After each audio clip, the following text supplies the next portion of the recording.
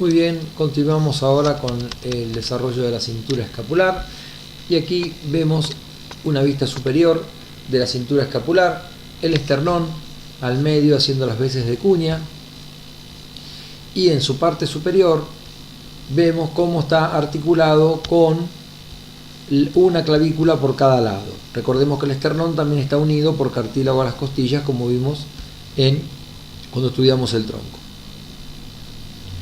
Estas clavículas hacen las veces de un parante o orbotante que se van a conectar con los omóplatos, que aquí están vistos desde arriba y que completan el conjunto.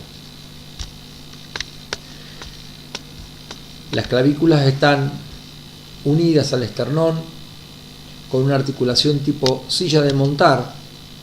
Esta articulación le va a permitir a la clavícula realizar movimientos de retroceso, de avance, de elevación, de descenso y de rotación longitudinal sobre su propio eje. Bien, ahora pasamos a describir el omóplato. En el caso del omóplato es un hueso triangular, bastante aplanado, que posee un borde interno, externo, el borde interno que lo vamos a poder palpar, también su ángulo superior, una espina que también la podemos palpar en algunas de sus partes. El borde externo está muy recubierto de musculatura y el ángulo inferior en algunos movimientos también se puede palpar, lo mismo que la punta de su espina, que se llama el acromión. En su cara externa es bastante rugosa y vamos a ver que tiene algunas fosas también. Sin embargo, en su parte interna el omóplato es cóncavo y bastante liso porque necesita tener esta forma porque se va a mover, o sea que se va a desplazar apoyado sobre las costillas. En su extremo exterior, o sea, en esta parte vista de atrás y en esta parte vista de adelante, se encuentra una superficie oval y articular que se llama glenoide, que va a darle apoyo a la cabeza del húmero. Por otro lado tenemos esta saliente, la apófisis coracoides, que se asemeja a un dedo pulgar flexionado, que va a ser un punto de anclaje importante para mucha musculatura. Por el lado de atrás podemos ver de nuevo, como el primer dibujo, este que teníamos aquí arriba. Ahora el libro nos muestra que el omóplato en su parte superior tiene una espina larga, bastante palpable, y entre su ángulo superior y la espina hay una fosa supraespinosa, o sea, sobre la espina, y otra infraespinosa, que estas fosas están para darle lugar a la musculatura que se va a alojar allí. Aquí tenemos una vista lateral del omóplato y vemos cómo la espina se achata, se gira y se transforma en una superficie casi perpendicular al omóplato con forma triangular. Aquí tenemos esta parte vista desde arriba y esta parte, la punta de la espina, se le llama el acromión, que ya lo vimos en las localizaciones palpables. Es el hueso que podemos tocar bien encima del hombro.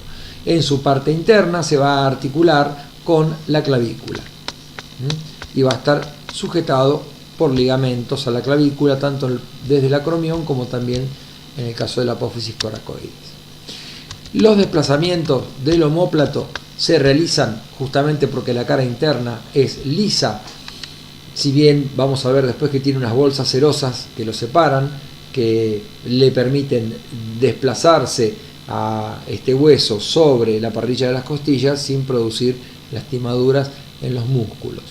Bien, cuando el movimiento es de elevación, o sea cuando subimos el hombro, el omóplato se desplaza sobre las costillas hacia arriba y adelante, mientras que en el descenso lo hace por las costillas, o sea cuando bajamos el hombro, lo hace descendiendo pegado a las costillas. En el caso de la abducción, cuando queremos separar los hombros, el ejemplo que casi siempre se utiliza es colocar los brazos en una abducción e intentar tocar las paredes laterales.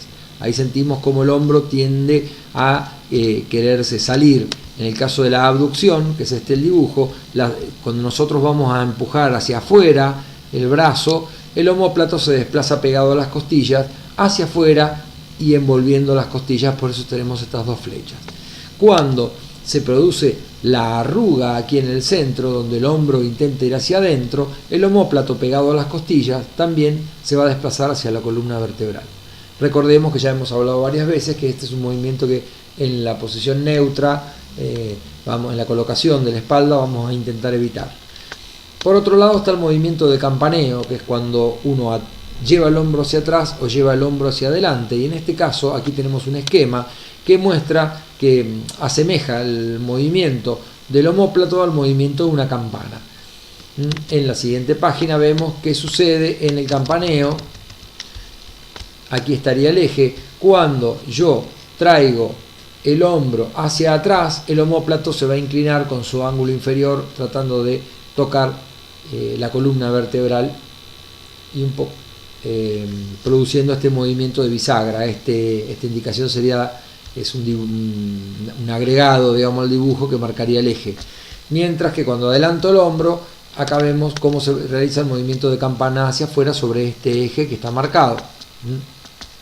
Estos movimientos, este desplazamiento que le va a dar, que tiene el omóplato, que por delante está unido con huesos, pero por detrás, como vamos a ver después, está unido con musculatura, le va a permitir a esta articulación tener un gran rango de movimiento. Por ejemplo, si nosotros hiciéramos una abducción sin desplazar el omóplato, no llegaríamos casi a los 90 grados porque el húmero tocaría contra el acromión, contra la punta de la espina. Cuando nosotros pasamos esta ubicación que muestra el dibujo, el omóplato, por acción de un músculo trapecio que después vamos a ver, fíjense la posición que va a adoptar para que nuestro brazo pueda seguir hasta llegar casi a prácticamente tocarnos la oreja.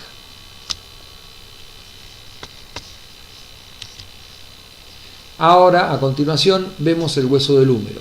El hueso del húmero cumple funciones que se podrían asemejar al fémur, como vimos ya cuando estudiamos las piernas.